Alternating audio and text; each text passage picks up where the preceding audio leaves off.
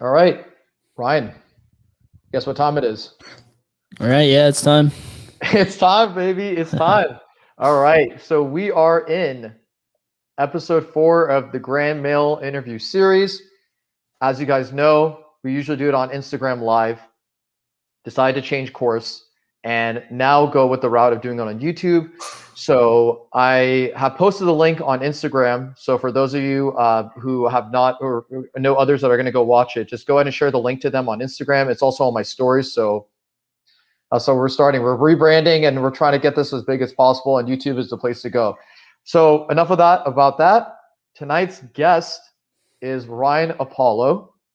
And he'll be joining us today. And the reason why I want to get Ryan Apollo with us on the Grand Mail interview series is because Ryan has expertise in cybersecurity in his profession. He also has a good amount of knowledge in cryptocurrency as well. And we also wanted to discuss the whole situation of the Reddit versus Wall Street and how that kind of came about and how that's affecting the crypto market. So, Ryan, go ahead and tell the audience, tell us about yourself, give us a little bit of like your past, what's going on in the present, and what are your plans for the future? Yeah, hey guys, Ryan Apollo. I run Elevate Cyber, which is basically a YouTube channel I made to help kind of elevate your cybersecurity skills, teach people how to enter this field. So really with the cybersecurity stuff, I started out in college.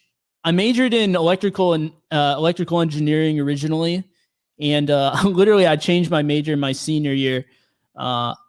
And my freshman year, the way I found out about cybersecurity is kind of interesting. It kind of found me basically.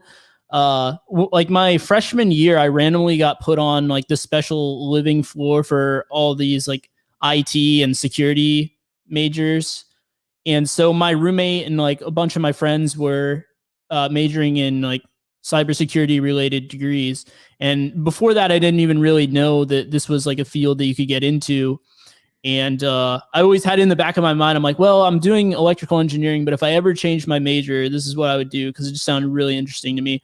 So eventually, like, I just end up hating electrical engineering. So I switched over. And I remember like my first experience with like hacking or anything like that was I used to live in a fraternity house. And Which fraternity were you in? It's if you're okay with sharing. DKE, Delta Kappa Epsilon. I'm pretty sure they got kicked out of Penn State now. I think they got like pretty much like removed. So what university did you go to? I went to Penn State. Okay. Got it. Yeah, but so I used to live in a fraternity house and it'd be like 30 plus guys in the house. So it was like the ultimate like playground for like hacking people and like playing around with this stuff. So like I used to have like virus executables I would put on a USB and just like root people's laptops. Or like for people that aren't familiar, rooting a system basically means like you get the highest level of access on their system and you can run commands remotely on their computer and stuff. And I also used to like play around with just like elementary like DDoS attacks, like booting people off of the Wi-Fi and making so they couldn't like anytime they tried to use the internet, it would just drop their packets and like basically they couldn't do anything. And so like that was, and I remember like, I was like complete noob back then. Like I would just mess around with all of the, what's it called? Basically there's this platform called Metasploit where basically all the noobs use it, but because it's like fully automated. But I mean, some of the professional guys use it too, don't get me wrong, but there's a connotation where if all you know how to do is like just throw like automated scripts at stuff, it's like the script kiddies as they call it. But I used to play around with all that stuff. And like, I just used to think I was so cool because I could do it. Like I would like hack my webcam on my laptop and take pictures on it and shit remotely. And I just thought that was like the coolest thing. But that's how I kind of got started. But then basically when I first entered like the corporate world after I graduated and stuff, I joined General Motors, but I worked in IT. I did like backup and recovery. So basically all the data they back up across the company, I would try to troubleshoot backup failures and restore data.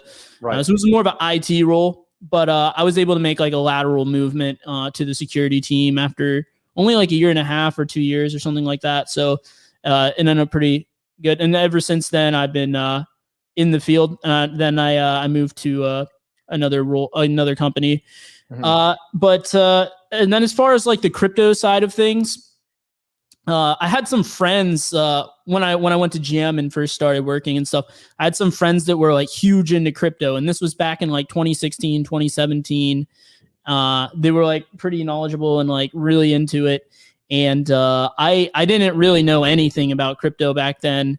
And so like I kind of had it on my radar for a while. I've known about it for a long time, but I didn't invest in it, and I didn't really like I read some stuff here and there, but I didn't really take the time to like fully learn it. And then I even went to the Bitcoin conference in Miami in 2019, January. Mm-hmm. And the price of Bitcoin at the time was like $3,000 for like one Bitcoin. And damn. I mean, I even did a little bit of research. I didn't buy any. I didn't buy any back then. Like even still, it wasn't until like the end of 2019 that I started investing into it. And then even then it's like I invested into it, but I didn't know about any of the like the ecosystem of it. I didn't know about, I mean, I knew what Ethereum was and stuff, but I didn't know about any of the altcoins or the other platforms that were going on, people were working on. And so it wasn't until the Cultivate or the crypto mindset course that I really started to truly learn about this stuff, and then really hardcore like investing last fall and really studying this stuff then. So that was kind of the background of my cyber and crypto. No, thanks for sharing that, Ryan. Did you get into, was it Q4 that you got into a crypto mindset, or did you do the first course that Charlie did where people got grandfathered into the next course? So that was Q4, by the way. Yeah. Oh, that was Q. Okay. So the one that I went into Q4 is where it started at. And then after that was Q1 where you joined in. Yeah. Okay. Yeah. So let me ask you this, like when terms of the, of getting into cybersecurity and kind of like hacking stuff, like how does one come with the realization that they can do this kind of stuff? Is it just like you kind of like accidentally getting into something? You're like, oh, wow, was that supposed to happen? And then you're like, oh, I'm curious. How did that all come about? I wish it were that easy, honestly.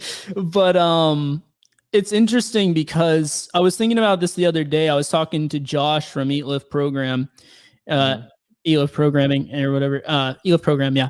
And so basically, I was kind of thinking about it, and I was like, cybersecurity is one of the only fields that I can think of where there's no standardized path to get into it.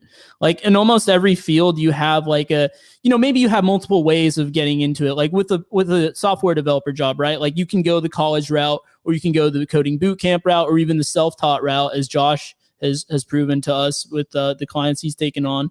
But with cybersecurity, like, yeah, there are degrees, and I did go for a degree, so it might sound a little like it wouldn't make sense that I would say this, but no, like honestly, the people that get into cybersecurity through college is very, very slim. That's a really new thing. And honestly, if you want to get into pen testing, like the really hands-on hacking, like either like red teaming or pen testing or something like that, college is not even the best route by a long shot. If you want to get into the policy side, do some like management work on the security end, then maybe it makes sense. But honestly, there's so many different ways. Like if you were to, I said this on a video the other day on my channel, but if you were to talk to like 15 different cybersecurity professionals and ask them how they got into field, you would get like 15 different answers. Oh, okay. And honestly, one thing that's really cool about it, even though there's no standardized path, I think what a lot of people are still realizing and haven't realized yet is that anyone can get into this field if you're willing to put in the work, learn this stuff. Just like the way that I got started learning the actual stuff wasn't really from my college classes. I didn't really learn hardly anything within the pen testing, like hands-on hacking realm through like any university course or anything like that. It was all just like searching for stuff online. And nowadays it's easier than ever, because before it was really hard to find good resources to learn stuff. But now it's like the opposite problem. There's like too many resources, and you have to really like focus in on what area you want to focus in and what you want to learn, because it can be so overwhelming how many good resources there are out there. But yeah, this is definitely something. And what I try to promote on my channel with Elevate Cyber is I try to get people to realize that anyone can get into this field if you have an interest in it and you're willing to put in the work to learn this stuff. Okay, awesome. So what is your current profession like title? So it's a penetration tester, actually. That is an actual like title. You can the business insert sexual joke here. Yeah, exactly. I get that all the time. But basically, with the actual business title, though, you can see it listed under various names. So when you're job searching for this stuff, it almost like the title doesn't really mean much. You got to go into the job description itself and find out what the actual role is. So you can sometimes see like, I don't know, cyber engineer, or a lot of times there'll be engineer in the title, or Marcus. Yeah. Or sometimes it's there's so many different names it can go by. But like if you ask people that are in the field, they would say penetration tester. I think we all agree in the chat that penetration tester is the best. It's the best title for you for sure. What happens when you tell girls this, by the way, your title's penetration tester? They don't believe me. They don't believe me. They're like, explain. They're like, what's your real job title? I'm like, that is. They probably think that you're like a low-key porn actor or something. Yeah. Like sometimes I ask them like, what would you guess? And they that's when it gets really fun. But you just gotta tell them you're a low-key Sterling Cooper. Pretty much. But one thing I would like to dispel here is when I talk about the offensive side of security or ethical hacking, or there's two main areas that fall under that. One is penetration testing, which is what I do. And then there's also red teaming, and they're two different things, but they're both like offensive security. So as a pen tester, what you do is you look for vulnerabilities in web applications or in the network, like on the server or whatever the case may be. Your job basically is to find vulnerabilities and try to break into stuff, try to hack in. Okay. But typically you're not using any social engineering. So basically you're not tricking someone into hacking themselves. I don't know if any of you guys seen Mr. Robot or whatever, where they do a lot of social engineering attacks, like phishing emails, right? You're probably familiar with that. Like you get an email and it looks legitimate, gets you to click on something, and you end up hacking yourself effectively. I'm not allowed to do anything like that. I'm testing the actual like infrastructure itself to make sure it's secure. And if I break into something, then I can tell the whoever is in charge of fixing it, they're like, hey, here's how I got in. This is what you need to do to fix it. And then they go off and fix it. Now, a red teamer, they're what they do is a little bit different. So red team, they simulate the adversary. So they actually simulate like a threat actor, as we would say in this field, right? Like a hacker, basically, right? They simulate an attacker. And there's another team called blue team, which is like the defense team. And so basically the whole point of a red team is to test your blue team, because they're the people actively monitoring the infrastructure, the network, the company, right? For threats, for people that are trying to attack the servers or the website or whatever, right? So they want to, or like if someone gets in on the network, right? They want to be able to detect them as quickly as possible so that they can lock their stuff down. So with the red team, it's all about stealth. Like as a pen tester, they know I'm testing stuff. I can be as loud as I want. As long as I don't bring stuff down, no one really cares, right? I can, I don't have to be stealthy or anything like that. In fact, it's better if I'm not stealthy, because then I can test stuff more efficiently. But with the red team, it's all about being stealthy. So you're trying to like to get in on the network and leave no trace, and literally be like the stealthy hacker. And that way you're testing the defenses of your company to see like, can they detect me and how? And then if they do, it's like cat and mouse. So like if they do detect me, how can I get around that? So Ryan, in the situation when you're doing this whole testing process, right? Like, are you like writing down let's say on a document, for example, saying like, I noticed there was an issue in this particular part of whatever you're trying to hack, and then you like take a note of it, or like how does it work exactly for someone who's not very familiar with this, like from A to Z? How do you take notes throughout the process? Yeah, it's the part that a lot of the hackers hate. It's reporting. It's a really important part of the They just process. like the fun. They just like the act of doing all this stuff, but they don't want to have to like write it down and document it, right? Yeah, it's like we get to do all this cool shit. It's like the one part of the job that's not cool, other than like sitting through meetings and stuff. That's pretty boring too. But yeah, you always have to, on every engagement or pen test, whatever, you have to report on your findings at the end. So while you're looking through stuff and finding stuff, you can take your own personal notes, and that's advisable, right? Because you're going to have to show them in your report. You're going to have to show them reproduction steps so that like a technical person can look at the report and reproduce the exploit. But at the same time, you also have to explain it in a very like high level way so that people that aren't technical can also understand what the issue is. And the biggest part of the report is to demonstrate impact. So you need to be able to explain to like some high level manager of why they should even care that they're vulnerable to this in the first place. So you have to really drive home like, okay, a hacker is able to do this, and with that, this is like the impact that it's going to have on the company. So okay. Thank you for sharing that, Ryan, and everybody in the chat. Thank you so much for being and participating in this interview with us. We really appreciate that. And Energize with Andrea actually said 2 areas of penetration. Do you know what she's referring to? By any chance? This is based on what you were talking. I think he's making a joke. It's a she actually. So she might be making a joke right now. Thank you, thank you, Alex, for the African Prince. Make sure we get his contract address we're sending him a bunch of Ethereum, $2 million worth of Ethereum. And thank you. The pimp look actually, guys, came on because we're talking about money today, so why not? So. And we're talking about cybersecurity, so I could look like a Middle Eastern pimp right now, like about to have. I paid Ryan millions of dollars to go hack somebody for me. All right, so Ryan, why? So you expressed like the importance of your job, but why to the audience? Can you just share with us why do you believe that what you do is so crucial for, let's say, businesses or just like in general for our society? Right. Yeah, I think. Nowadays, there's so many websites that the average person uses. Like, if you even think about, like, could you even quantify how many accounts you've set up in your lifetime?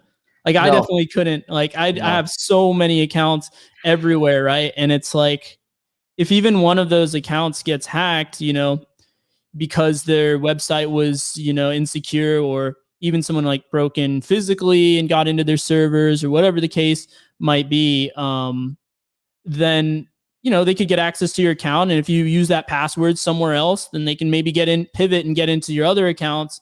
And so yeah, I don't think the average person really understands just how hackable they all are, but no, it's extremely important because, and especially it really depends how important, kind of depends on the company and like what they offer, right? Obviously, if like your favorite blog site got hacked, that's probably not as big a deal as if your bank got hacked, Right. And so, I mean, yeah, as someone on the offensive side of security, your job is to like basically find these attacks before like the malicious actors do. So you're really like, you're benefiting the security of not just the company, but every single person that uses their product. So when you're able to provide value by finding these vulnerabilities, you're really having like a huge impact on everyone pretty much. Okay.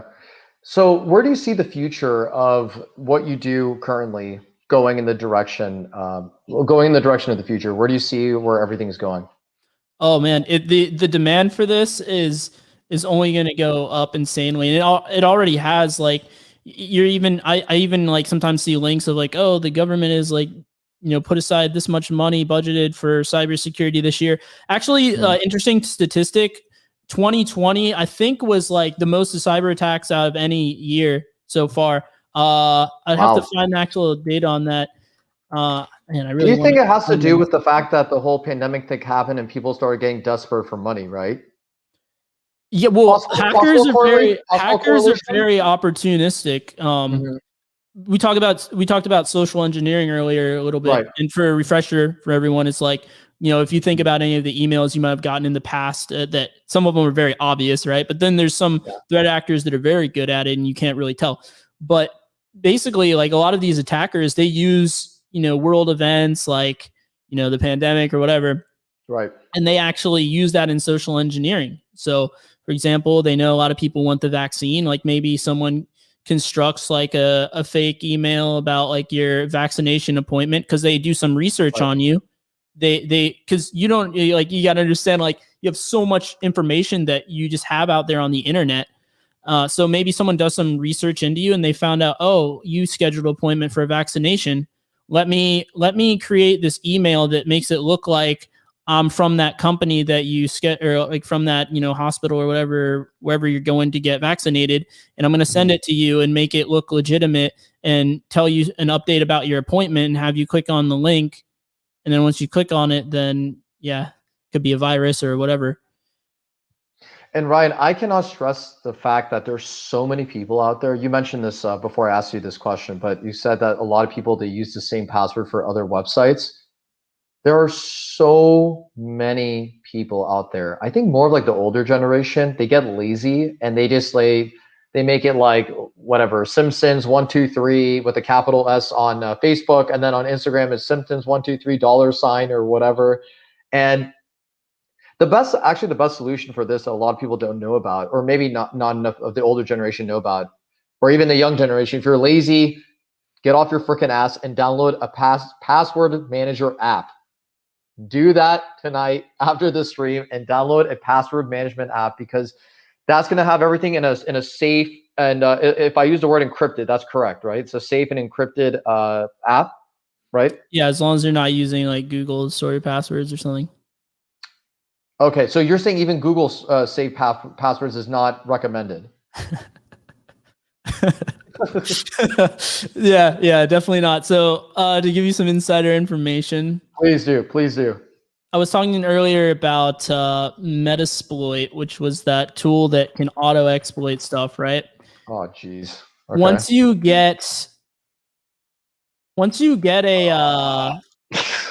access to someone's, say you use social engineering or whatever, you can, on that tool, you can automatically generate like viruses, basically. What? Like literally in one line, you can generate like a Windows payload virus, right?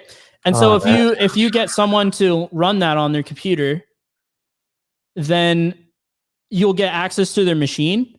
And one of the automatic scripts you can run once you get access to their machine is a command to dump all their Google passwords. So like literally every password you saved in your browser, you can just pull all their passwords from there instantly. So yeah, you don't store it on any web browser for that matter, not Firefox, not Google, not whatever. Yeah, use the password manager is fine. Like LastPass, that stuff's like encrypted. Now, here's the caveat. It's only as strong as your master password, right? So if you use LastPass, but you use their master password the same as like the password for all your accounts, it's not really going to help you. Because think about it, if an attacker gets access to your password, he's going to try your email address with that password. He's going to try like password managers with that password. That's like the first thing you would probably do, because those are like the gold mines, right? So yeah, just make sure if you use LastPass that you don't reuse that password anywhere else, and it's like a strong password. But passwords in general as a authentication mechanism are it's just very bad. And we've had like so many improvements in technology, but the one area where we haven't really improved is like passwords. They've been around forever. Like we need a stronger mechanism that is just as useful but not as vulnerable. Right. Just to give a quick shout out to the chat. Thank you, Harry Zikos, for telling us to get the likes up. Everybody, please get the likes up. Yeah, sure. Let's boost us in the algorithm, and let's get us out there. Let's get this interview series out there. And Tarl, thank you for all your input as well on the chat. Really appreciate that, man. And Sam Perchansky saying paper and pen works well. Absolutely, it does work well. But I guess you're gonna put it in a safe, right? So just how we kind of advocate that in the crypto community. Actually, it's advocating the crypto community that you just write your stuff down. You don't take a picture of it, and we'll get into that in just a moment as well. So Let's go. Last thing about the cybersecurity space, Ryan. How can other men apply for this job? What you're doing right now, and like, let's just say we have like a young cat out there who wants to kind of make his way. He's in his like young 20s. He just got out of high school. Like, what kind of path did he take to get to where you are now?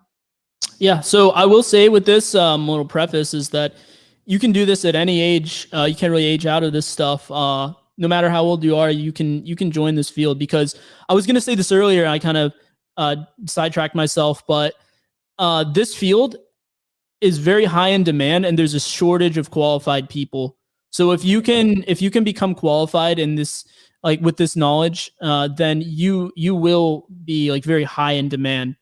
Like every time I check my LinkedIn, I stop looking at it if I'm not looking for a job, because like my inbox is just flooded with recruiters constantly. They're Wow. contacting me. But yeah, to go back to your question, Can I ask you? I need to ask you this question. What's the starting pay for what you do? yeah, so starting pay is typically like 100,000, Okay. maybe Wow. at the worst case, maybe like 90 or something And like that's at a that. junior 89. level, like Yeah. entry, junior. Wow. Yeah, no Great. certs, nothing. And the average pay is 130 Woo. for All the right. field. And people that are like pretty qualified can make upwards to 160, 180. So basically, like you can be paid about as much as like a software developer if you're really skilled at your craft. Uh, Damn. but someone that is trying to get into this stuff for the first time, like I said, there's no standard path, but if I were to recommend one, because that's pretty much the direction I'm going with my channel, is really trying to help people break into this field from wherever they're at. So the best way to do that, really, if it depends on your background in school, right? Like or even if you don't have a college background, it's fine. You can still get in this field. But if you do have like a computer science degree, what I would say, or something in tech, right? What I would say is first get a job in the IT space, and Okay. then you can make a lateral movement. If you're learning this stuff on your own, you could probably do it without any certifications. But if you come from like a different background, like unrelated to the IT space, and or if you don't even have a college degree at all, that's still completely fine. But you would want to at that point prioritize one certification in particular, the OSCP, which is one that I'm going for right now. Actually, it's called the Okay. Offensive Security Certified Professional, and it's everyone in the industry knows what it is. Like it's an industry standard. It's by far the best certification, both from an employment perspective, because like literally every job that looks for like penetration testers, red teamers, stuff like that, they almost all are looking for people with this cert, because it's very reputable as well. It's like very hands-on. It'll teach you the most out of any other cert. No other cert even comes close to this one in terms of its value. Mhm. But with that being said, it is pretty notorious for being pretty difficult. But although it is, I know a lot of people that have went into it with like very little prior knowledge of the stuff, and they've learned it, and they were able to pass the exam. Almost no one passes on their first try, but I've seen people persist with this stuff, that even though they didn't have that much of a background in this stuff, I've seen them been able to get it. And on the other hand, I've seen people that are pretty experienced pen testers fail this thing and then have to take it a few times until they could get it. So basically the way it goes is ultra hands-on. You buy like lab time, 30, 60, or 90 days, and there's a lab of about like 60 or 70 servers that you try to hack into and stuff for practice. And then when you go to take the exam, it's a 24-hour exam. You have 24 hours to hack into 5 servers and fully Wow. root them. Yeah. Is this in like a, it's just going to sound kind of like a stupid question, but is it Oh, like, go for ahead. example, where standardized testing is for like, let's say the GMAT or the GRE? Is it like in a Kaplan testing center kind of thing, or is it in some crazy like building? Like where does this all happen? That's the nice thing about this field. You can do everything from home. You can do everything remote. All Oh, the wow. Okay. jobs are remote, and the certification is remote as well. So you work on the labs from your computer. You just download a file so you can connect to their network, like a VPN Mhm. connection, basically. And yeah, on the exam, they have a proctor, so someone will be like monitoring your screen or whatever through some software, but that's about it. Because they've had problems with people like working on it in groups in the past, so that's why they do that. but yeah, you do it from home, so that one is like extremely good to get, and anyone can get that. I want to emphasize that I make a lot of content on it on this channel. Anyone can get this certification. I know because I work with people that have gotten it even with minimal knowledge. It's all about like just, you know, being persistent with it and not getting discouraged if you run into some trouble, if you don't pass it on the first try, like no one does, even second or third try. Like I know some people that they've taken it 4 times and they finally got on their 4th try. So yeah, anyone can get it if they stick with it. So the degree of difficulty is somewhat like the bar exam. A lot of people, they like take it multiple times, and it's a pretty difficult exam in the field, or to get this, to acquire the certification. The interesting thing is, if you talk to like anyone that's like pretty experienced in the field, they'll tell you that this certification is considered entry level.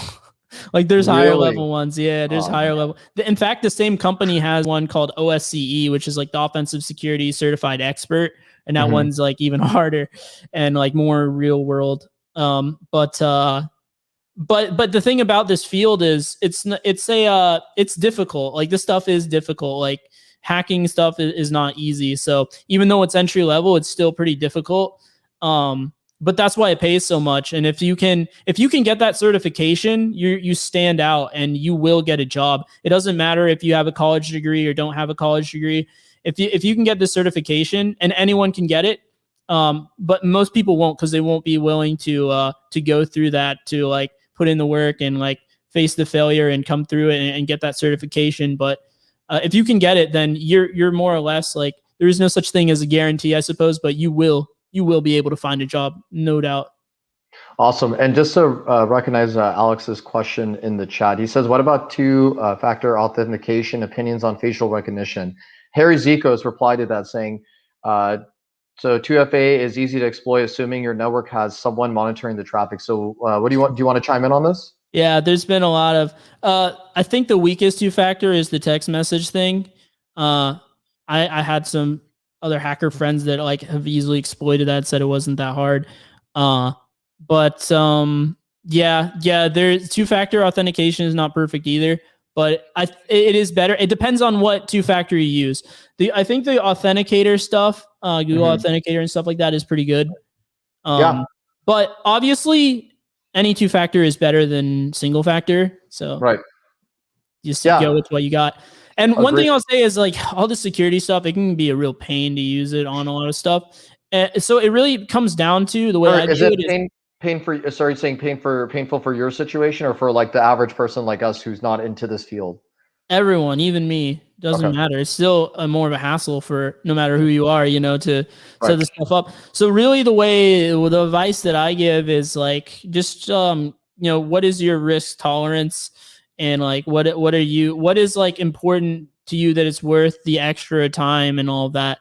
And the answer isn't always like try to be ultra secure in everything, because that's just not practical at the same time. So the way I see is you gotta prioritize it. Like for me, like if I'm using anything financially related, I'm gonna take the extra precautions to make sure it's super secure. If I'm just signing up for an account on some like random site that I don't really care too much about and doesn't have any of my sensitive information, obviously I'm not going to reuse passwords too much, but I might have like some password that I reuse on there, but I'm not going to use that same password on my financial, on my email, on my, what I mean?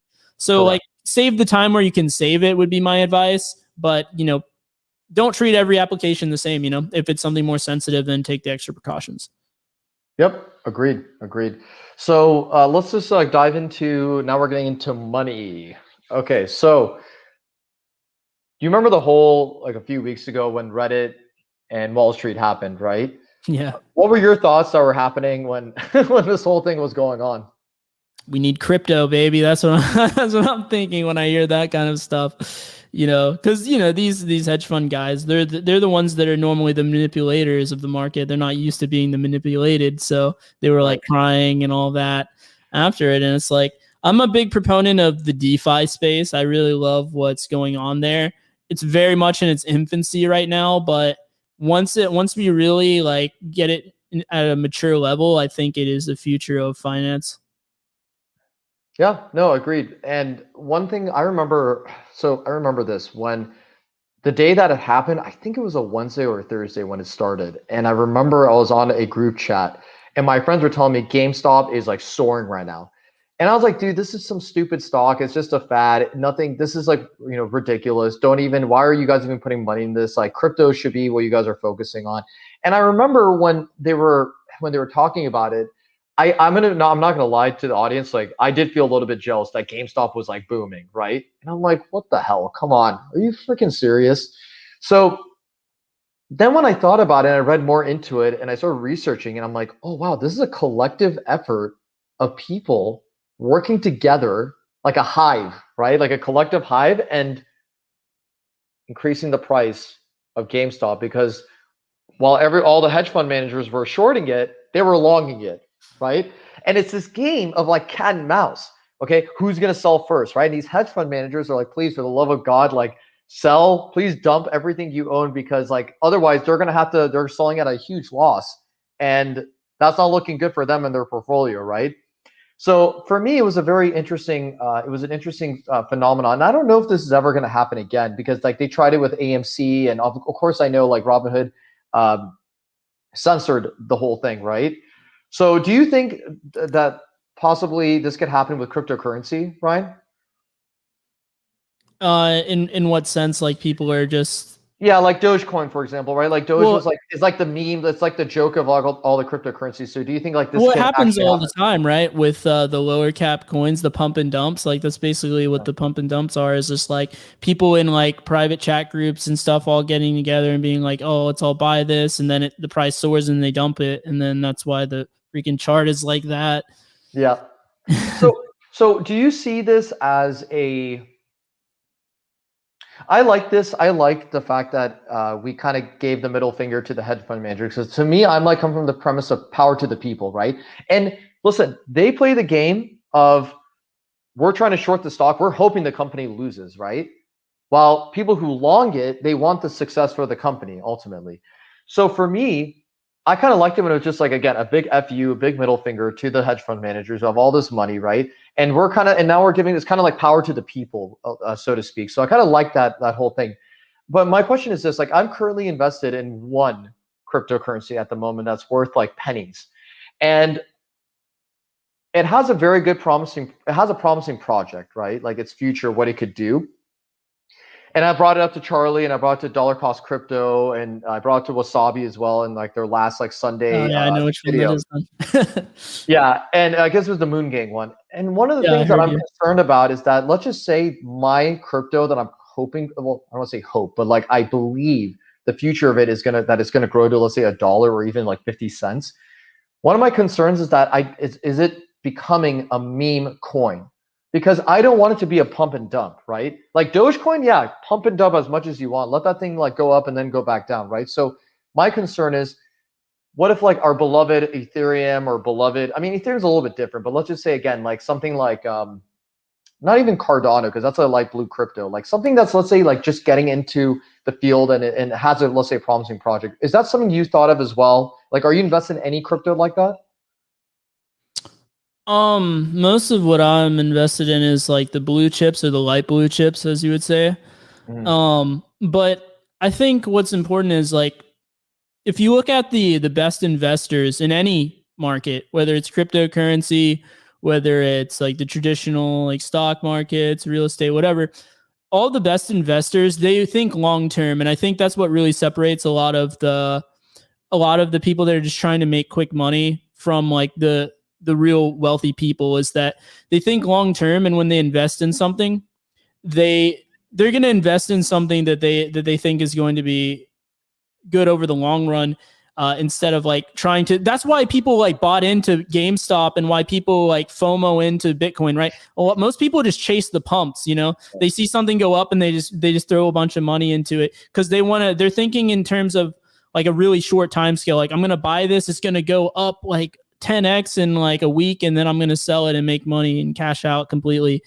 And so it really, when you're investing in something, you need to think about your time frame. Like, what is your time frame? Are you buying this coin so that you can, day trade it, or so that you can swing trade it? Maybe you're looking like the 3-month time frame, a 6-month time frame, or are you buying something, for this bull run, or are you buying something, for hodl, baby, dear life, so it really depends. Like, you need to have like your exit strategy in mind. That's something that John MLD says all the time that I really like, is like, you really need to have your exit strategy in mind, like your target of like, because I think a lot of people, they just buy stuff based off their emotions, and then they don't really have a plan, and that's how you get wrecked in this market. And in regards to like the coins that pretty much any coin, I think a lot of people that are getting into the market now, they don't understand what a bear market is like. They really don't. Right. And so honestly, right now, if you look on the time frame of like multiple years, buying something for multiple years, everything, any coin other than Bitcoin that you buy is going to crash. And like, once the bear market hits, it's gonna lose a lot. So that doesn't mean don't buy altcoins. What it means is that buy the altcoins. You're gonna pump a ton in the do your research on the altcoin first, of course, but buy it in this bull run. It's gonna pump up a lot, and then you want to roll that your profits. You don't want to be holding these altcoins once the bear market hits. You want to put it either in Bitcoin or cash out or a stable coin or something, because like all these altcoins are going to dip insanely. If even Ethereum is going to dip a lot, Bitcoin is going to dip as well, but it's going to be the least impacted. And especially as you see all this news about all these institutions buying billions and billions of dollars worth of Bitcoin, that institutional money, that's like long run money. They buy and hold forever. Yep. So that's the difference between the 2017 bull run and this bull run here. In 2017, it was almost all retail money. There was like no corporations buying Bitcoin because it wasn't as mature of a market as it is now. And so retail investors are the ones that are going to be dumping the money, right? They're going to be dumping the coin. And now that you have all this institutional money in Bitcoin, yeah, there's still a lot of retailers in Bitcoin, and the price will dump in a bear market, but it won't. It will hold more of its value, I think, because there's going to be so much invested in it that people are just going to hold on. And when you, as a retail investor, when you dump all your Bitcoin, guess who buys it?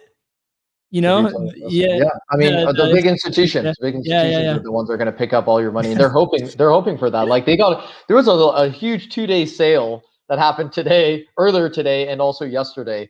So they scrapped up a lot of these cryptocurrencies, that's for sure. And I know that Polkadot and Celsius, Polkadot and Celsius were like, I mean, Celsius is insane. I don't know how, like, even when everything has been going up, market has been going like, a lot. Like when Bitcoin and Ethereum were booming and going to the moon, right?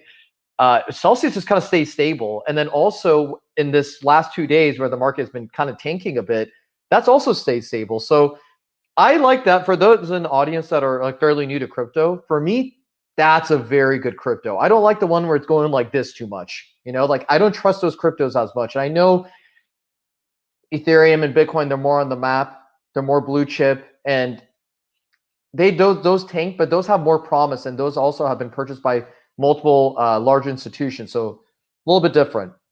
But for those of you, Celsius is worth checking into. Not financial advice. Obviously, do your own research, but Celsius is a very promising crypto project.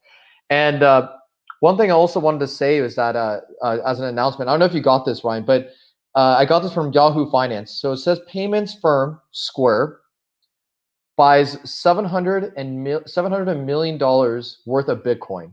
That just happened earlier this afternoon. Yeah, you know the reason for that, right?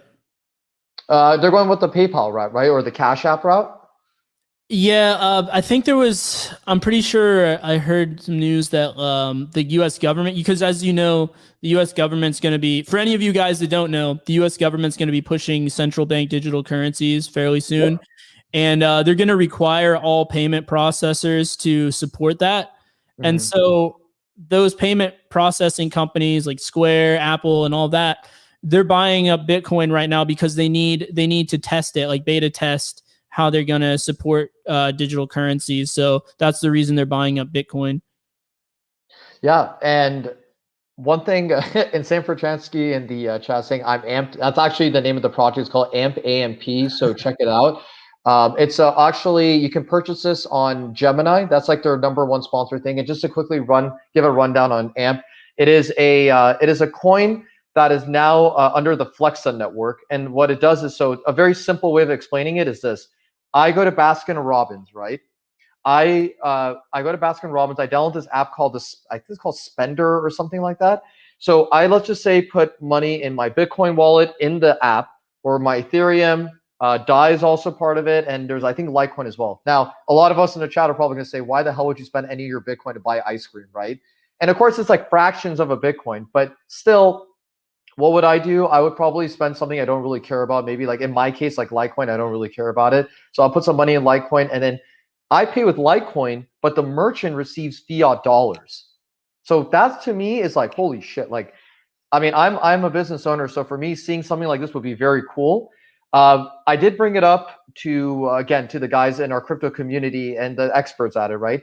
And they tell me that this has a lot of competition. So like Apple can be something, MasterCard, Visa, these guys can also ultimately compete and harm the growth of this. But the way I see it as of right now, I'm hodling with AMP, and I don't tend to sell it at all. Again, not financial advice, do your own research. So, and then also, you already addressed this, Ryan, but Andre Tueros in the chat says, when do you think that government will get involved with crypto, and what impact will they have on crypto? Well, Janet Yellen announced that they want to test out stablecoin, US digital dollar. Yeah, So, I think at this point they've kind of realized that they're not going to be able to stop this thing, because initially they were trying to, cancel culture it, but they couldn't. And so now their plan is to release the central bank digital currency, and they think that that's gonna win out over it. But I mean, spoiler alert, it's definitely not. So who knows what they're gonna try after that? But I think this is their plan for right now. mm-hmm. So let me ask you this, Ryan, why did you get into cryptocurrency? I just see how everything is becoming digital these days, and just seeing all the use cases. Like, the more that I learned about crypto as a whole, and just seeing how like it was just in its infancy, because I kind of had my eye kind of on it since 2017, 2018. And before, it was like completely different. Like, it was a whole different thing back then. Right. And just seeing how much it's grown already just in the span of 2-3 years to where it is now. And you see all these projects popping up, and hearing people sort of compare it to the internet in the early days, I can definitely see that analogy, because even with the internet, like, the security guys will understand what I'm saying here. Like, with the internet, you have all these different protocols, right? Like, you have HTTP, where you can access websites. You have SSH, where you can remote into systems. You have FTP, where you can transfer files. That's all part of the internet, right? And in the same way, I look at these altcoins and these projects going on. And for the cryptocurrency space, they're all like different protocols. Like, you got Celsius, which is like your crypto bank, right? You have your DeFi projects. You have your smart contracts. You have Bitcoin, which is gold, like digital gold. So you have like all these different projects that are part of this greater crypto ecosystem. And just seeing how everything's being digitized, I could definitely see. And not only the digitized part, the decentralization part is really big too. We talked about earlier the Wall Street bets versus The hedge fund managers, was it yeah. Mellon Capital, all those other guys? Yeah. Right. And you see, like, I think people are really waking up to all the corruption in the financial system. I mean, this stuff's been going on forever, the corruption. Now that we have the internet age and stuff, you can't get away with that stuff so easily anymore. And now that decentralization is here to stay, and it's only getting bigger and more refined, I think eventually people are going to get fed up with all the sort of manipulation that's going on in the traditional banking system and stuff like that. And they're going to look for the decentralized part. I think right now, a lot of people are kind of like, they're kind of clouded with like, oh, I can make money off this stuff. But the long game for this, what really gives it value is the decentralized aspect of it, because, anyone has access to it. And it's like a fair playing field. So I think that's like a really key part that, attracted me to the space. And here's the thing: cryptocurrency is not for the lighthearted because what you're going to be doing is this: you're acting as your own bank. You're acting as an intermediary. So when you're sending money from A to B, it's That will all on change you. too, though. By the way, Say that again. that will change. How do you think? Because right now that is the case, but let's face it, not everyone wants to be their own bank, and not Sure. everyone wants to have the responsibility or pressures of holding their own money. So I mean, we're already seeing where you have options like Celsius and stuff where you can store your money on there, and technically they're holding your stuff and That's lending it true. out. That's And I true. think as cryptocurrency, the space matures and grows, I think you're going to have more options like that where there's crypto banks that can hold your crypto, of course, at the cost of like, maybe giving away your keys, not your crypto, as some purists would say. But yeah, you'll have options like that more and more. That's gonna change, I think. But right now, I would definitely recommend, at least for most of your crypto, that you hold it on a cold storage wallet. Correct. Correct. And Android 17, thank you for bringing that up about the about the Celsius. That's true. Celsius is backed up. So, and Celsius is such a great app. I mean, the interest rates on there is phenomenal. I don't know. Have they brought Cardano and Polkadot yet? I don't think they have. Polkadot, no. Cardano, I don't think so either. Just a matter of time. I'm just wondering if they're going to match the interest or the staking rates or interest rate, whatever it's for Celsius interest. But like, I wonder what the rates are going to be compared to Kraken, because I know in Kraken it's at 12%, which is insane numbers for staking. So we'll see how that goes. So Ryan, what are some beginner tips that you can give to people who are just getting started into cryptocurrency? Of course, guys, not financial advice. Yeah, not financial advice. I've been getting this question a lot on my channel recently, so I have like a whole playlist. I think I made like 3 beginner videos. Like every time is like maybe there's something else I missed. So check that out for some further information. But I would say just getting started. You're completely new to this stuff. Start by learning about Bitcoin. Like it might be, you might be tempted to jump into all the altcoins because they're colorful and shiny and everyone's talking about them and there's all this hype and stuff. And But cheap. That's another yeah, reason. There's, oh wow, it's so yeah, cheap. I can buy into it. that's a good $100 point as goes a well. long way with an altcoin, you know? So start by learning about Bitcoin before you put any money into anything. Learn about what it is, how it works. You don't have to go too in the weeds with it. Just get that basic understanding. The Andreas Antonopoulos videos are pretty good. I know Charlie often recommends that. Start there and then move on to Ethereum and start to understand what smart contracts are. And just by learning those 2 things, you're going to understand a lot of the space, because pretty much every altcoin that you see is built on top of either Bitcoin or Ethereum, and most of them are built on top of Ethereum. And so if you really understand that, that's a good foundation for your kind of research. And then from there, I would say, if I had to start over again and I didn't have anything, I would buy Ethereum, because it's the safest bet. And with Bitcoin, it's out of reach for a lot of people with the prices, although the dip is helping. But it is out of reach for a lot of people. And if you want more Bitcoin, if you just buy Ethereum, and let's say Bitcoin 2x's from where it's at by the end of the year, but Ethereum 5x's like a lot of people think it will. Well, you can buy Bitcoin without Ethereum. Think about how much more Bitcoin you'd be able to buy than if you were just buying Bitcoin by itself, like with dollars. So that's really the play. And then if you want to get really into this stuff, then at that point start researching some of the altcoins. But that's where you got to be very careful. A lot of these things will make money, because you got to remember this is the bull market, and almost everything goes up in the bull market. But there are people that lose money in the bull market as well. But so definitely do research on it. Like I would say avoid.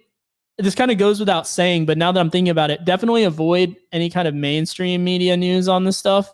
Yes. Because they're going to not give you a very accurate representation of what's going on with the market, and they're going to make you like FOMO in or FOMO out or whatever.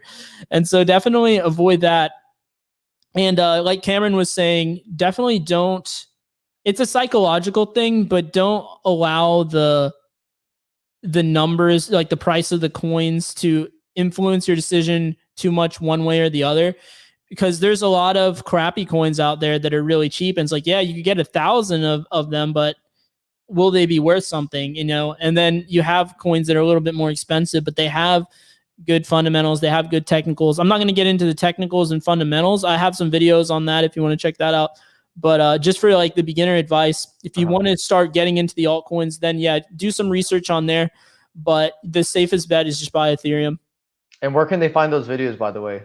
My channel, Elevate Cyber. So if you're watching this stream, you're pretty much there already.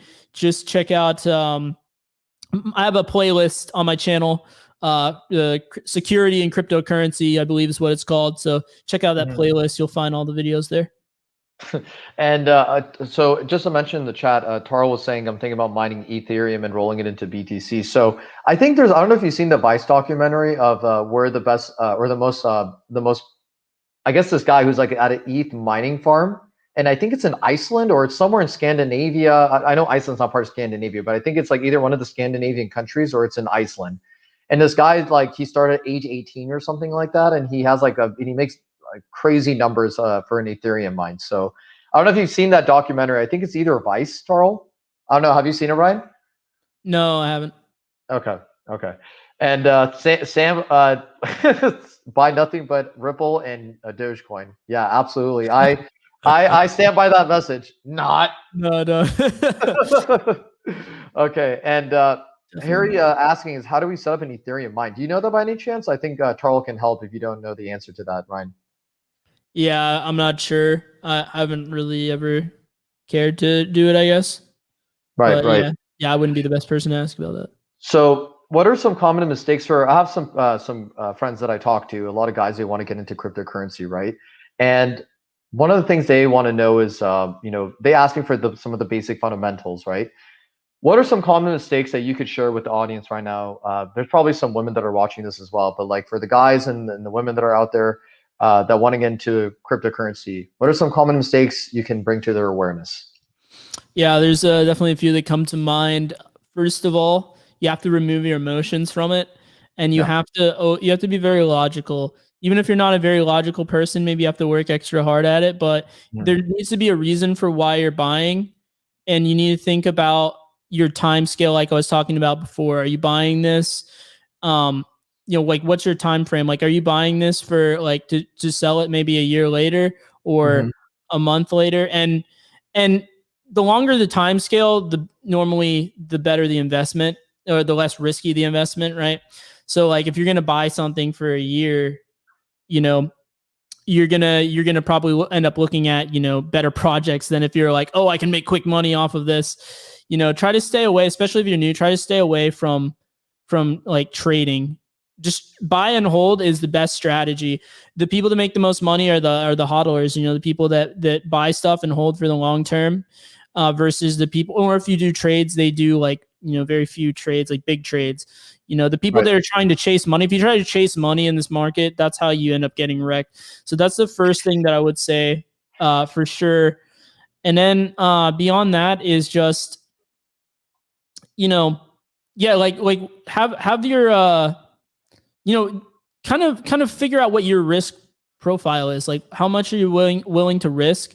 Definitely, depending on your age, that might be a factor. How risky are you willing to go with this stuff? The safe bet is to stick to Ethereum, maybe a little bit of Bitcoin. The light blue chip cryptos are pretty good, like Celsius and a few others, and Polkadot. But then the riskier ones are like some of the other altcoins that are the smaller market cap ones.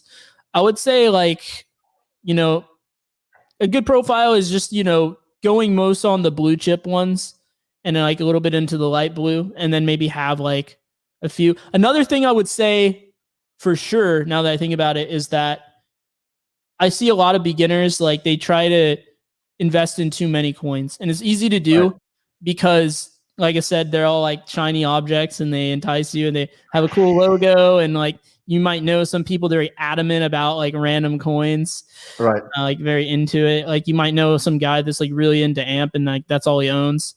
And so like, I'm just kidding.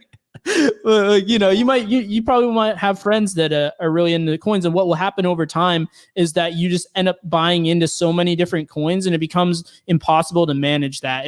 You can't like keep up with all the information that you need to have for it. Right. You can't do the research for all of them and stay on top of it. And it's really hard to balance your portfolio at a certain point. So I know one thing that John MLD does is that he recommends just 5, no more than 5 coins. I think that's a pretty good strategy. If you really knew, maybe you want to even go less than that. But if you stick to like a low number like that, it's going to be a lot easier to be really hyper focused on what's going on with that coin, right? Like, what do the charts look like? What is the news? What are the rumors floating around about that coin? And it's a lot easier to manage, and it's a lot easier to balance your portfolio at that point as well. Yeah, no, I agree. I actually started, Ryan, when I joined the crypto mindset court. I think I started, well, not when I joined exactly, but kind of like towards the tail end. I was in 11 coins. And I remember I thought I was the shit. I was like, dude, Yeah, I got you went 11. 11 to 1, huh? I'm bulletproof right now. Like, I know that all these are gonna go up, just from like the projects and everybody like talking about in our space with dollar cost crypto. And he's like, what the hell is going on over here? You got like 11 coins? He's like, what is? And he's like, listen, and then one thing I learned, which was very a good takeaway from our consultation, was you have put a little bit of money into each of these cryptos, except like Ethereum, and there's some that I have like way more money in, but like Litecoin, all I had was like, I don't even remember, like $300 in it. And he's like, dude, like, for $300 at Litecoin, that doesn't really get you anything. Even like what I'm trying to say is like, don't waste your pumps on coins that you don't have that much in it, right? So put that into Celsius, which is worth like $5. And again, I'm not going based on the premise of just because it's cheap. I'm just saying I'm going based on the premise of you already know all the projects are all have value. But the question is, where do you want to allocate your money the most to? Like, which one do you believe in the most? Believe in the future of it, of the prosperity of the whole crypto. Yeah, So I think you can go too far on either side, really, right? If you have too many coins, what's going to happen is you're not going to have a solid position in any of those coins. And so right, basically for you to make a good profit, you have to have 11 stars align. And if all of those don't go up, then you're going to like have significantly lower profits than if you just had like 5 coins. At the same time, if you just have like 1 coin or 2 coins, then the risk is that you're relying on like a single event or 2 events to happen. If they do, it's great, and if they don't, you're completely screwed. So that's why it's nice to have like at least 5 coins or somewhere around that. I think 5. I'll say even 7 is a little bit too much in my opinion. I know Yeah, it other guys depends out on there probably have. how much time you put into it, but yeah, I don't even have 7. I think it also depends, Ryan, even on how much money you have. Let's just say you have like $500,000 and you want to allocate it between, like, if you're putting at least like, let's say $5,000 on coins that are like less than $100, like you could make buku dollar on these kind of, if you like kind of scatter it. If you have like enough money where you can scatter it on, let's say 5 to 7 coins, and you just have a bunch of money, that way you're not wasting pumps. Like, but again, if you're putting $300 on Litecoin, which is, I don't know what it's trading at right now. It's like whatever, 150 or something like that. I'm just Who making it knows up. after the dip? Yeah. So if you're trading like that, not gonna, even if you 2x your money, like big whoop, it's not that much money, but you can put it into something, let's say like again, like Celsius, it's only worth about 539 or 550, just kind of trails, it just kind of goes up and down around that range. That is obviously going to give you more of a increase of your money. But again, only do your research, believe in the project. That's the most important thing, believing in the project and actually understanding what the project entails. I just want to give a quick shout out to Infinite Logins in the chat. Yeah, thanks for joining, man. Yeah, I'd love to get you on here sometime. This guy makes some like really great cybersecurity content as well. I've been like binging his content recently. He's got a lot of really good interview style stuff, kind of like this, but with people in the cybersecurity space. So yeah, I just want to give him a quick shout out. Yeah, absolutely. Infinite Login, thank you for coming in, brother. Really appreciate that. So let's get into the Q&A portion. If anybody wants to bring up a question in the chat, go ahead. So the first question is from Sam, actually. He said, will crypto kill Wall Street once and for all? Well, a lot of these people that are trading on like people that are using the Wall Street bets and stuff, a lot of them are the like Gen Zers and stuff like that. For whatever reason, I don't know why so many Gen Zers are like super into like Forex trading and different stuff like that. I actually have a theory on that. I have a theory on that, if I may interject really quick. Yeah, okay, go so ahead. this is not something I just thought of, but it's a combination of listening to watching a lot of videos on the whole study of this, just to kind of prepare for our interview. And one thing that I thought of was this. So when the pandemic happened, right? A lot of people were out of jobs or they had reduced hours. So with that downtime, people are wondering, okay, well, what do I do? Because a lot of people, they went into their jobs from they did a 9 to 5, right?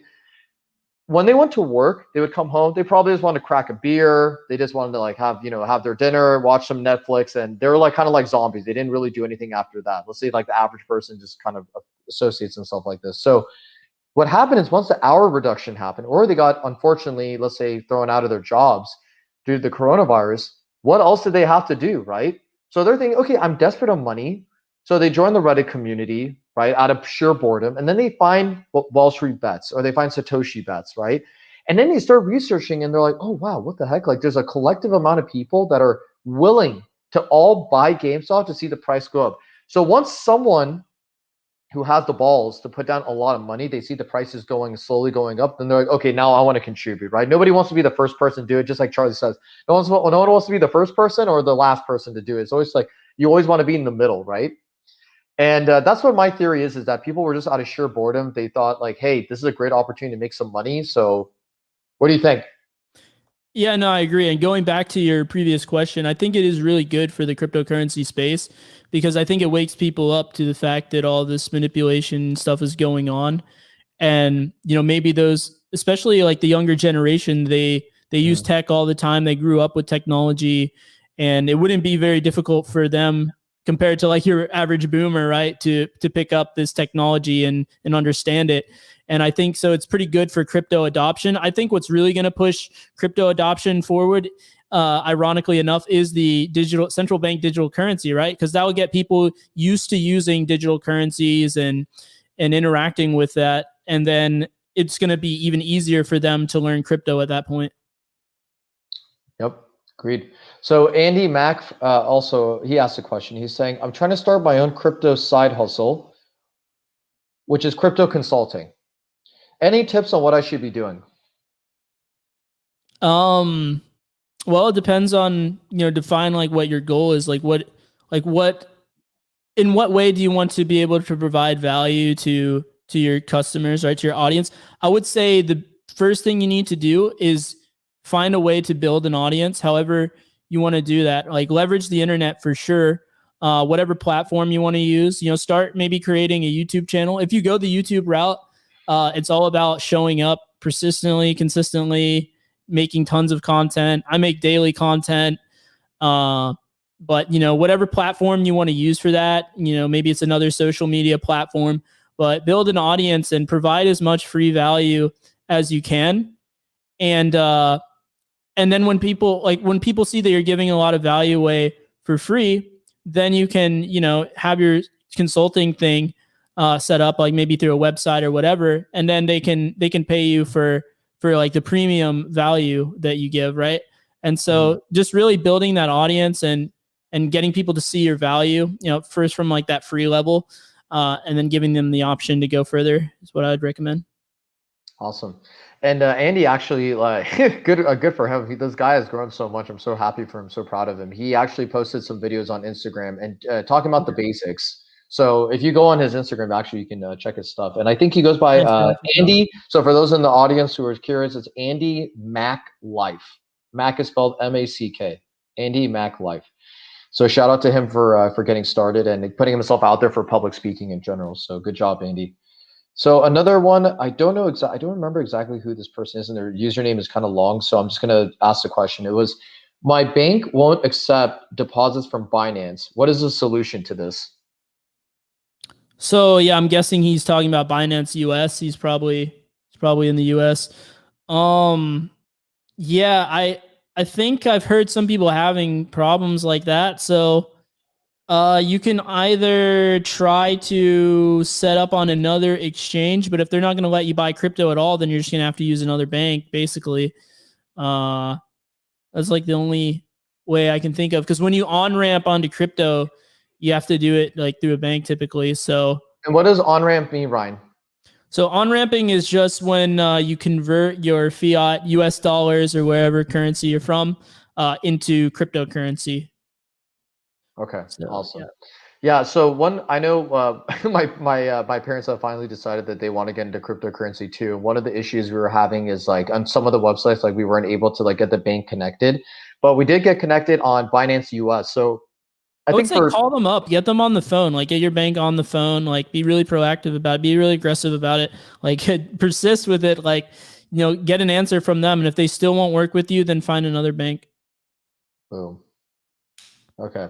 So Ryan, this is a question from Andres. He says, I made an account about a week ago on Coinbase. And I chose investment. Like it's asked you, like, why are you doing? Why are you signing up for Coinbase? He chose investment, and they said, "What are you like? Are you self-employed? Are you a student?" He chose student, and they were asking why. Okay, so work status and why he was using it. He said, "Just to be sure, I connected my bank account with the payment method. Let me know if there's anything else I need to do." So that's his. He doesn't really have a question. He's just not asking, "Is there anything else you should do on top of what he did?" So he connected his bank Oh, with the payment method, and he just chose the basic stuff of why, like, what's your work status, and also what is the purpose of Coinbase that you're using it I'll for. give him a recommendation of what he should do for sure. So, well, yeah, Coinbase or wherever you set up, it's going to take time for them to process your stuff. The KYC stuff is a real pain. And what does KYC stand for, Ryan? Know your customer. So basically, it's U.S. requirement that all financial institutions, whether it's banks or these cryptocurrency exchanges, they have to verify, like, do all this identity verification before they let you set up an account. They're legally required to do that by the government. But what you should do in the meantime, so just wait on that. It should go through. But in the meantime, what you need to be doing is set up accounts on as many exchanges as you can of the major exchanges. So you sign up on Coinbase, sign up on Gemini, Binance US if you're in one of the states that will support that, Kraken. And the reason that you want to do this is right now, things aren't too crazy with crypto compared to what they're projected to be. If this bull run continues on, I know we got a little dip right now, but if it all goes according to what a lot of the analysts are saying and it does go back up, there's that crazy bull run coming in throughout the rest of the year. What's going to happen is once the bull run's over, because it will end at some point, and you see those prices crashing down, a lot of people are going to try to take profits, right? A lot of people are going to try to sell. That's why the price is dumping in the first place, right? People are selling. And if you're only set up on one exchange, say you're only signed up on Coinbase, what's going to happen is not what might happen, what's going to happen is that you're going to try to sell your coins and you're not going to be able to because they're going to say, sorry, we're down for maintenance due to like technical difficulties. They've done this about, I'm not kidding, they've done this about 20 or 30 times. Every time there's a significant wick up or wick down on the charts, on Bitcoin, they always shut down for technical difficulties.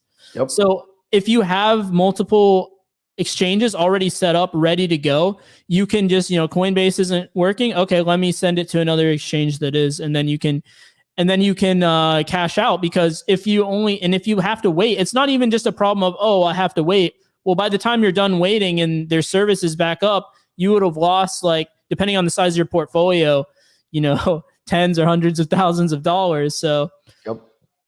that's what I would say.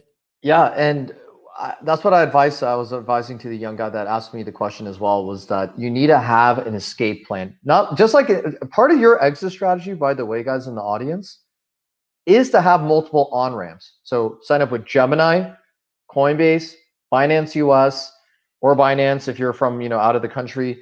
And I think I'm like signed up for like 5 or 6 different on ramps. Like I even signed up with Blockfolio too. I own like a little bit of crypto in Blockfolio as well, but I use it mostly for tracking the market. But Blockfolio is on there. I mean, I have like everything just to make sure that in the event that I need to send my crypto and get the hell out right? If I want to sell some of my and sell into profits or just go into stable coin, I have an escape plan. So that's part of it. So we have a question from Max. He says, I have a Bittrex account and he wants to know how to send Neocoin to a wallet. Have you heard of Neocoin, by the way? That was my first time I ever heard of it. Yeah, I know Neo. Okay. It's been around for a long time, Mhm. actually. Yeah, and he wants Uh, to know how to send Neocoin to a wallet. well, the way you send a coin from one location to the other is pretty much always the same. What you need to do is go into the wallet that you're trying to send it to. And if that, you got to make sure that wallet supports Neo. And if it does, then you should be able to select Neo in there and then like see what your address is. So once you get the address on the wallet that you're trying to send it to, you can then copy that. And when you go over to the wallet you're trying to send it from, you put in that address in the destination, and then you're able to send it over there. The process is pretty much the same for any kind of crypto transaction. You always need that address. It goes from address to address, to your public key, basically. Thank you for that, Ryan. So the next question is, okay, so this is from Andrea. She's saying, I'm a second year into crypto low risk investor. Which hard wallet do you recommend? How much cash liquid needed or should hold? And at what point do you transfer funds to a new cryptocurrency, or are you only on Bitcoin? So that's a pretty loaded question. So let's take it step by Yeah, no step. problem. So which hard wallet do you recommend? Trezor, because as a security guy, I know that the other popular one other than Trezor is Ledger. Mhm. And this will go along with, I think, Harry's question here on Yep, favorite cold perfect. storage device. So we knock out two with one. But Mhm. basically, Ledger has had, I believe, multiple occurrences of this, if I'm not mistaken. Uh, really earth-shattering vulnerabilities where you could, if you had physical access to the device, you could hack into it and get the funds out. Mhm. So like really serious vulnerabilities. And so I would definitely go with Trezor. They haven't had any of those. That doesn't mean that in the future none of those will be discovered, but I would definitely have to bet on Trezor over that. Personally, I use Trezor. I don't have a Ledger, Mhm. so that's my personal recommendation there. Yeah, and I would recommend getting the Model T, which is advice given to Yep. us from the experts of crypto that we look up to and we follow what they say. So the Model T is, I guess, I don't know what's really the difference between the Model T and the regular one. It's The just regular one is like pretty old at this point. okay. When I got into crypto in 2019, the Model T was like pretty brand new, Mhm. and that was already 2 years ago. So the Mhm. original model is like pretty old at this point. So you may as well just get and the Model T supports more currencies as well. That's important. That's very important. And I believe also the touchscreen makes a difference too. If you look at the Model T, the touchscreen is like bigger, I think, too. So the next one is so Andrea's asking how much cash liquid needed, or should I hold it? And at what point do you transfer funds to a new cryptocurrency, or are you only on Bitcoin? Yeah, so that goes back to what I was saying on the your risk profile, right? How invested are you into crypto? How much do you believe in the value of cryptocurrency? And then after that, what currencies do you believe in the most? And after that, like how much money would you have to invest in something, right? And so that's a question that is really specific to like every person. Like we all have different situations in terms of our finances, in terms of our value system and what we believe about the crypto space. So really up to you what you're willing to. Don't put any more than you're willing to lose, I would say. That would be the generic advice for sure. So even though we predict a lot of positive bullish things about crypto, you got to consider the worst case scenario as well. And would you be able to live after that? So Exactly, exactly. Only invest what you're willing to lose, and make sure you always have enough money for putting food on the table. And if you for have sure. kids, make sure you put your kids first before Don't be like cryptocurrency. those guys at the end of the 2017 bull run that like sold their house to buy Bitcoin. Oh yeah, don't be like those people at all. So thank you for answering that. And then she also asked, are you only on Bitcoin? Again, it just depends on, it ultimately depends on what you're looking for in terms of like, you got to go with an investment strategy. So Bitcoin is more of like a long-term business strategy. Ethereum as well. Again, these Yeah, it altcoins, like comes down to, if you view Bitcoin as digital gold, it's like, do you just buy gold or do you also buy like some other commodities or, right, and stuff like that, right? right. So I will say, even though buying Bitcoin is not the most optimal right now, and compared to some of the altcoins that might pump 20x, maybe Ethereum's not as optimal, right? But Mhm. you can never go wrong with buying Bitcoin. It's never a bad decision. It's just not always the most optimal decision.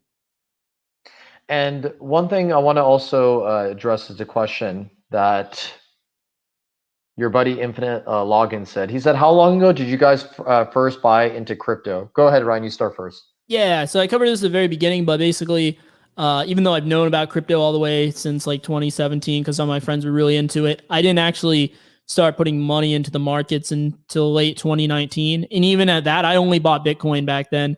It was literally only last fall that I started investing into multiple different coins and really doing my research. And that doesn't seem like that long ago, but if you look at what the prices were, like I've seen some screenshots that some people post in some of the private chats that I'm in, and it's just insane what the prices were back then compared to now. For example, Bitcoin was like 10,000 then, even then it was like 10, 13, not even 13,000 at that point. It was just starting to climb past 10K at that point. And all the other coins were like crazy low too. Cell was $1.67 when I was first buying it. Oh man. I actually got into cryptocurrency. I got into cryptocurrency December of last year. So literally towards the tail end of December before I went out of town. I remember I went to Vegas when I was out of town and I went literally a few weeks. I got everything. I got everything out of my 401k. And again, I did it because I did consultations. I spoke to Yes. other people. I was part of the crypto chat that I'm a part of. With me and Ryan were both in it, and we were just I was talking to everybody. I did my own research, and I believe in the future of cryptocurrency too. So I was like, you know what, screw it. I'm going all into this thing. And I know a lot of people. There's like people who are very are resistant to crypto.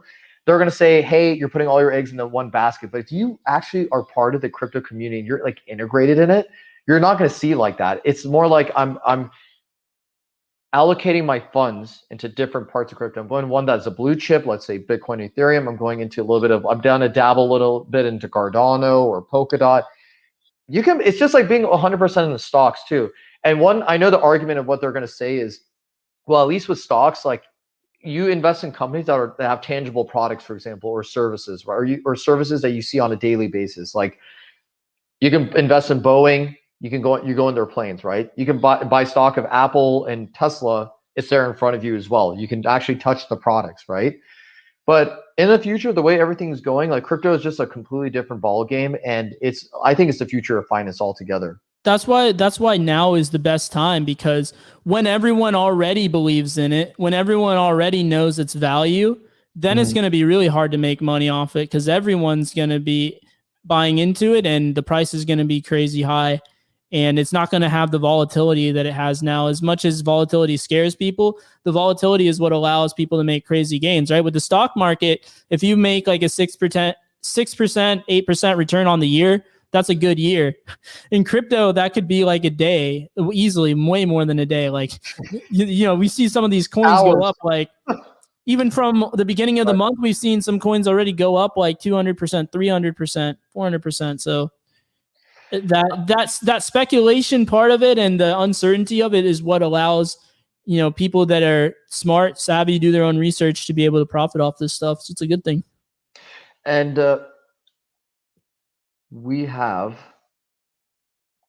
let's see how many questions. Okay, I believe this will be the last question to wrap it up, which is, unless there's anything in the chat. No, I don't see anything in the chat. And Harry, thank you for the shout out, man. Thank you for the love. Really appreciate that.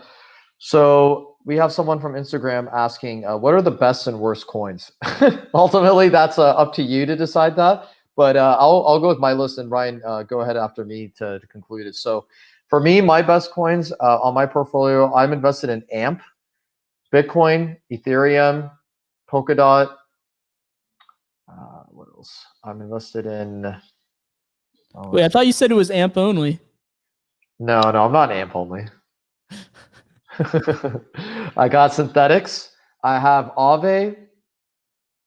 I also okay, and the only reason I have Sushi Swap, okay, and not that Sushi Swap is a bad one. I'm not saying it's bad, but the reason why I have it is because I actually initially bought $60 worth of Bitcoin on Blockfolio just so it's like sitting there, and that way it's like part of an escape plan. But then I'm like, you know what?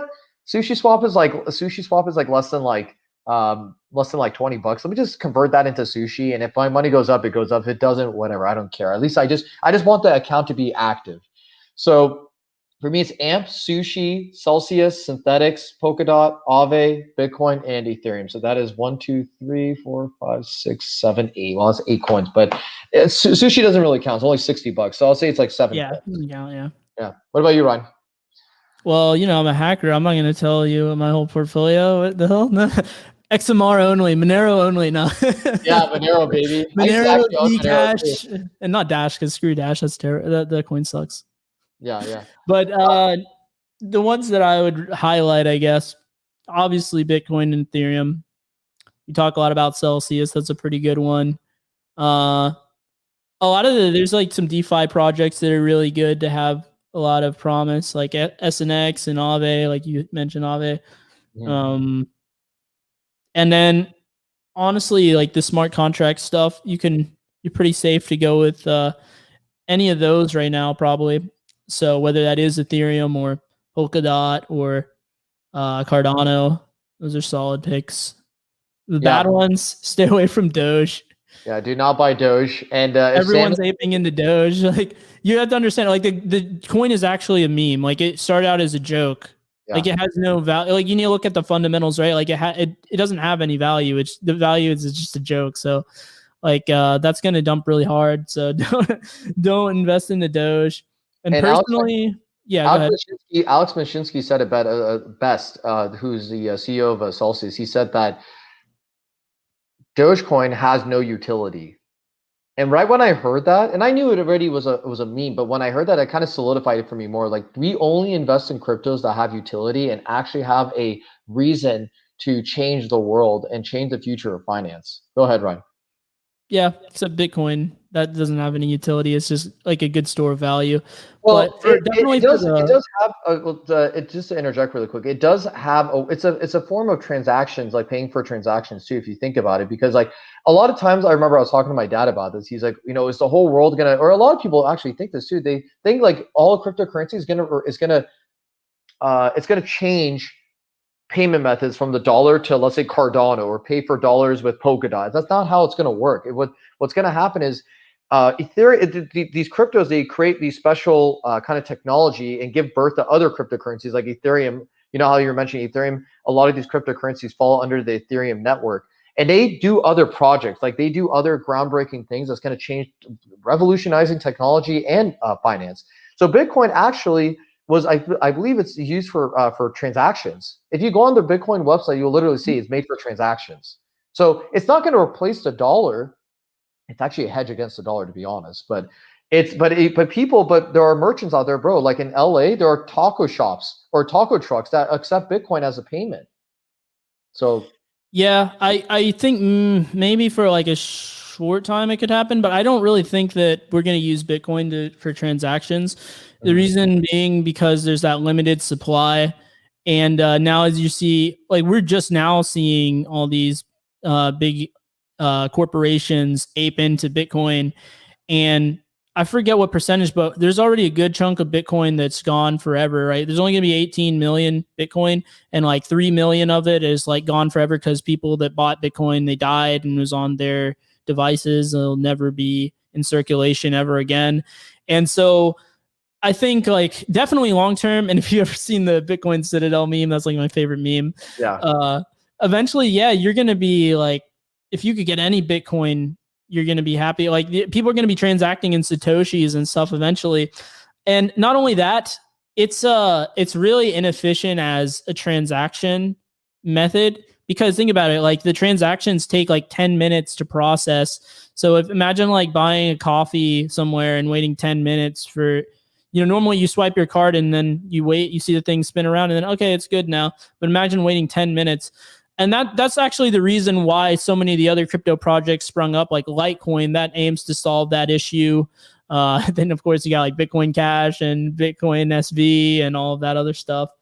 So I don't know what we're going to transact in the future way down the line, but yeah, probably Bitcoin won't be that, I would say. But yeah, definitely I do agree with what your statement was, going back to it earlier. Like the utility is really important of these coins. And especially like most of these projects, you know, they're centered around like solving a certain problem. So when you're doing your fundamental research, figure out like how are they solving this problem? Look at who's like supporting the project for sure. What's their track record? Like do some like pretty in-depth research on it. Look at their LinkedIn. What companies have they worked for before? And you know, is this like is their solution something that you can see being like of huge value and really catching on? And then of course look at like, you know, are they fulfilling their promises? Are they following through on what they're saying they're going to do? All these things are like really important when you're researching these projects. Excellent. Well, that's going to wrap up today's interview, or tonight's interview, I should say, for episode 4 of the Grand Mill interview series. Thank you. Shout out to everybody in the chat. Thank you for participating. Thank you for asking questions. Thank you for throwing some funny comments in. Really appreciate that. Of course, thank you, Ryan of Elevate Cyber, for coming on to the show. And I know this is on your channel, but I'm working on getting the streaming done on my channels for the future. Of course, Ryan would love to have you back in the future as well. Perhaps we could like do something where we're like revisiting the crypto market like a year from now. I don't know, something of that sort will be good. Or getting more into cybersecurity. Anything, let's just say a crazy cyber security attack happened, that'll be really good to bring you on as well. And you could discuss like, you know, something like that. That'll be cool. Yeah, sure. And I'd like to have you on my channel sometime and we can interview you then. Well, technically you're interviewing me on your channel, but no, I get it, man. Ryan, thank you again. It was a pleasure, man. Really appreciate our friendship as well. And you know, you're a good guy, and I'm so happy for you that you're starting your own channel and you're doing your own thing on YouTube. And I've been asking you for help on how to get my own thing started. So really appreciate that. So guys, everybody, please subscribe to Elevate Cyber. I will also be, once I have my channel set up, I'm gonna ask you guys to subscribe to me, but follow us on Instagram as well. So my Instagram is It's the Grand Cam. And Ryan, what about you? Yeah, I got all the I got his Instagram and mine in the description. So if that was a little hard to follow, just check the description. You'll see our Instagrams, and all my other socials are down there as well. Okay, excellent. All right, well, that ends tonight's stream. Thank you guys for coming on. Yep, thanks.